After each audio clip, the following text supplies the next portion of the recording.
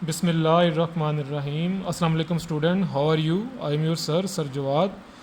Today I am going to discuss lecture number 8 and this lecture is about an important topic uses of isotope. और ये student almost समझें last ही topic है इस chapter का. ये है पेज नंबर 40. लास्ट टाइम हमने isotope के बारे में पढ़ा था, तो अब हमने उसके यूजेस के बारे में पढ़ना है. तो इसमें उन्होंने 5 यूजेस दिए हैं. ये बेटा लॉन्ग क्वेश्चन भी है, इसमें से 5 के 5 यूजेस भी आ जाते हैं और शॉर्ट के तौर पे बाई नेम एनी जो ना बाई नेम 2 आ जाते हैं और एनी 2 भी आ जाते हैं. लेकिन बहरहाल करने आपने 5 के 5 हैं, सारे करने हैं. तो स्टूडेंट पहले तरफ ऐसे सुन लें कि पहला जो इसका यूज़ है वो है रेडियो थेरेपी. थेरेपी कहते हैं ट्रीटमेंट को, और रेडियो जो रेडिएशन शुआओं के ज़रिए जो इलाज करते हैं उसको कहते हैं रेडियो थेरेपी. तो इसमें वो बता रहे हैं कि जो स्किन कैंसर है उसका आमतौर पे जो इलाज है वो इसके ज़रिए किया जाता है. उसमें कौन कौन से एलिमेंट इन्वॉल्व हैं वो ये बता रहे हैं. दूसरा बता रहे हैं tracer for diagnosis and medicine. Tracer होता है ट्रेस करने वाला, ढूंढने वाला. तो कोई बीमारी को डायग्नोज करना, तशखीस करना है कि ये बीमारी जिस्म के अंदर कहाँ पे है, किधर है, तो उसके लिए वो मेडिसिन के अंदर वो रेडियोस्कोप डालते हैं. तो फिर कंप्यूटर से उसको देखते हैं, मॉनिटर करते हैं कि ये कहाँ पे जाके इसकी अमाउंट जो है वो एब्जॉर्ब हो रही है, कहाँ पे जाके जिस्म में इशू है, तो फिर वो पर्टिकुलर उस चीज़ को ठीक करते हैं. फिर आर्कियोलॉजिकल एंड जियोलॉजिकल यूजेस है. आर्कियोलॉजी कहते हैं ये जो माहरे आसार कदीम है कि जो बताते हैं कि ये जो चीज़ दरियाफ्त हुई है कितने 100 साल पुरानी है. तो उसमें एक टर्म यूज़ होती है हाफ़ लाइफ. तो हाफ़ लाइफ होता है कि वो अरसा जिसके बाद एक चीज़ की अमाउंट आधी रह जाए, यानी कि अगर उसकी अमाउंट 100 ग्राम है तो हाफ़ लाइफ के बाद 50 ग्राम रह जाएगी, फिर अगली हाफ़ लाइफ के बाद 25 ग्राम रह जाएगी, फिर उससे अगली हाफ़ लाइफ के बाद 12.5 ग्राम रह जाएगी. इस तरह हर हाफ़ लाइफ के बाद उसकी अमाउंट हाफ़ होती जाती है. तो हाफ़ लाइफ जो है ना वो ये चीज़ है. किसी की हाफ़ लाइफ 100 साल है, किसी की हाफ़ लाइफ 200 साल है, किसी की हाफ़ लाइफ कुछ है. तो ये हाफ़ लाइफ से वो अंदाज़ा करते हैं. हाँ, आम तौर पे ये है कि कोई अगर डेड बॉडी मिली है तो उसका भी अंदाज़ा हो जाता है कि कितने 100 साल पुरानी है, क्योंकि जब किसी की डेथ होती है तो उसमें सांस लेना बंद हो जाता है. तो कार्बन 14 जो कार्बन डाइऑक्साइड में एक कार्बन का आइसोटोप है 14, उसकी अमाउंट से अंदाज़ा लगाते हैं कि ये इसके अंदर इसकी अमाउंट कितनी रह गई है, तो इसको मरे हुए कितना अरसा हो गया. तो फिर एक है बेटा केमिकल रिएक्शन स्ट्रक्चर डिटर्मिनेशन. इसमें भी उन्होंने बताया कि ये जो कार्बन डाइऑक्साइड है ये फोटोसिंथेसिस के लिए जो हम यूज़ करते हैं उससे पता चलता है कि ये कहाँ कहाँ जाके कंज्यूम हो रही है पौधे के अंदर, तो कहाँ पे जाके इसको इशू आ रहा है. तो ये सब कुछ इसके अंदर है. लास्ट में एप्लीकेशन पावर जनरेशन के बिजली पैदा करने के लिए भी रेडियो आइसोटोप यूरेनियम का इस्तेमाल होता है.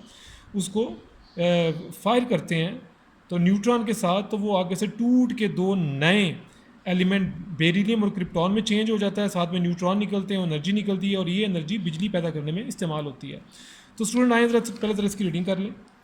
कहते हैं with the advancement of the scientific knowledge the isotope have many application in our life. Application mean uses. इसके हमारी ज़िंदगी में बहुत से यूजेस हैं.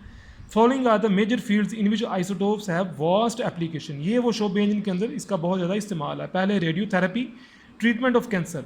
कहते हैं for the treatment of skin cancer isotope like phosphorus 32 and strontium 90 are used because they emit less penetrating beta radiation.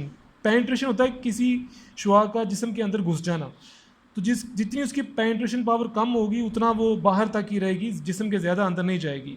तो चूँकि स्किन कैंसर में सिर्फ स्किन को ही देखना होता है, तो इसलिए इसमें ऐसी रेडिएशन चाहिए कि जो सिर्फ स्किन तक ही महदूद रहें, अंदर हड्डियों तक ना जाएँ. तो उसके लिए बीटा रेडिएशन यूज़ करते हैं. कहते हैं for cancer cobalt 60 effecting in the body is used. और कैंसर को अगर ढूंढना है तो फिर वो कोबाल्ट 60 यूज़ करते हैं because it emit strongly penetrating gamma rays. क्योंकि कैंसर जिस्म के अंदर वाले किसी हिस्से को अगर वो आपने ढूंढ रहे हैं तो उसके लिए स्ट्रॉन्गली पेनिट्रेटिंग रेज चाहिए. ऐसी रेज जो स्किन को क्रॉस करके अंदर तक हड्डियों तक चली जाए, तो वो गैमा रेज है. उसके बाद बेटा आ गया tracer for diagnosis and medicine. तो कहते हैं the radio active isotopes are use as tracer. Trace करने के लिए इस्तेमाल होते हैं, ढूंढने के लिए in medicine. To diagnose the presence of tumour in the human body. Tumour होता है वो जो जिसे कहते हैं गिल्टी वगैरह चीज़ कह रहे हैं. तो ये आपने बायो में पढ़ा हुआ है कि ट्यूमर 2 हैं, बिनाइन एंड मेलिग्नेंट. अभी आप पढ़ेंगे 9th में बायो में. तो ट्यूमर गिल्टी को कहते हैं. तो कहते हैं isotope of iodine 131 are used for diagnosis of goiter in thyroid gland. Goiter बेटा इसको उर्दू में कहते हैं गिल्लड़. ये गर्दन में वो जो होता है तो गर्दन फूल जाती है, तो उसको चेक करने के लिए आयोडीन 131 यूज़ करते हैं। Similarly technetium is use to monitor the bone growth.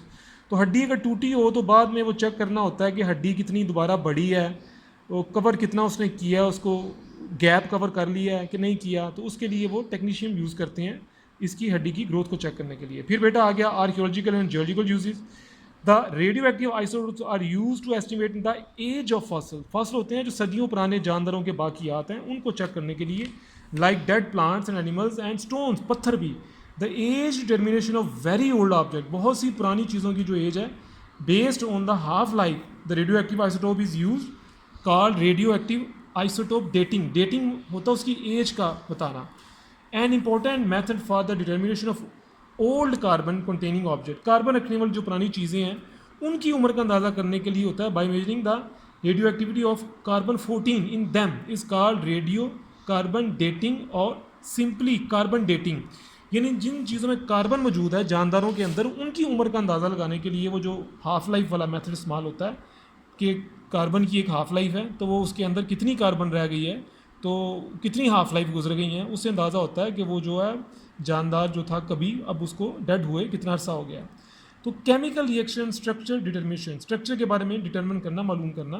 Chemical reaction कहते हैं radio isotopes are used in chemical reaction to follow a reaction, to follow a radio active element during the reaction. के reaction के अंदर जो radio active element है वो जिसम के अंदर गया है, तो वो जिसम के अंदर कहाँ कहाँ गया है, and ultimately to determine the structure, तो वो उसकी स्ट्रक्चर क्या है। कहते हैं for example carbon 14 is use to label CO2, कि कार्बन डाइऑक्साइड की अमाउंट चेक करने के लिए कार्बन 14 यानी कार्बन का वो आइसोटोप जिसका मास नंबर 14 है वो यूज़ करते हैं। As CO2 is use by the plant for photosynthesis, ये सारे आप जानते हैं कि खुराक तैयार करने का जो प्रोसेस है जिसे फोटोसिंथेसिस कहते हैं, उसमें पौधे कार्बन डाइऑक्साइड यूज़ करते हैं, ठीक है ना। तो photosynthesis to form glucose, glucose यानी खुराक तैयार करने के लिए जो फोटोसिंथेसिस का प्रोसेस है उसमें कार्बन डाइऑक्साइड यूज़ होती है। तो कार्बन डाइऑक्साइड के अंदर ये कार्बन 14 डालते हैं, तो its movement is detected through the various intermediate steps up to glucose. तो ये चेक करने के लिए कि इस कार्बन ने अभी तक फोटोसिंथेसिस यानी खुराक कितनी बनाई है, खुराक बनने के जो स्टेप हैं, मराहल हैं, उसमें से कितने मराहल, कितने स्टेप्स पूरे हो चुके हैं, कितने अभी रहते हैं, तो वो चेक होता है कार्बन 14 के ज़रिए। यानी कार्बन का वो आइसोटोप जो रेडियो एक्टिव आइसोटोप है जिसका मास नंबर 14 है, उसको जब ऐड करते हैं तो वो बताता है कि अभी फोटोसिंथेसिस में कितना टाइम लगेगा पूरा होने में, कहाँ पे अभी ये रुका हुआ है। एप्लीकेशन इन पावर जनरेशन, बिजली पैदा करना। तो radio active isotopes are used to generate electricity, बिजली पैदा करने के लिए, by carrying out containing nuclear fission reaction, जिसमें न्यूक्लियस को तोड़ते हैं न्यूक्लियर रिएक्टर के अंदर। For example when uranium 235 is bombarded, जब न्यूक्लियर यूरेनियम 235 को फायर करते हैं with slow moving neutron, slow moving neutron के साथ, तो यूरेनियम न्यूक्लियस ब्रेकअप, तो यूरेनियम टूट जाता है, तो प्रोड्यूस क्या करता है, बेरियम एंड क्रिप्टॉन और 3 न्यूट्रॉन। तो ये यूरेनियम है 235, इसका मास नंबर है 92 एटॉमिक नंबर है, ये न्यूट्रॉन से टकराया तो बेरियम, क्रिप्टॉन और 3 न्यूट्रॉन निकले और साथ में एनर्जी निकली। The large amount of energy release which is use to convert water into steam, पानी को ये भाप में चेंज करती है। The steam then drives a turbine, ये टर्बाइंस को चलाती है टू जनरेट इलेक्ट्रिसिटी, बिजली पैदा होती है। This is a peaceful use of atomic energy for development of nation, तो ये कौम की तरक्की के लिए बड़ा एक पुरअमन इस्तेमाल है। तो बेटा इसके अंदर एक SQ9 है, शॉर्ट क्वेश्चन नंबर 9, वैन से लेके इलेक्ट्रिसिटी तक। तो बेटा ये है, तो आज आपकी असाइनमेंट भी बेटा सिर्फ एक ही असाइनमेंट है, तो वो ये है कि राइट यूजेस ऑफ आइसोटोप्स। तो ओके बेटा, अल्लाह हाफिज़, इसको तैयार करें अच्छी तरह।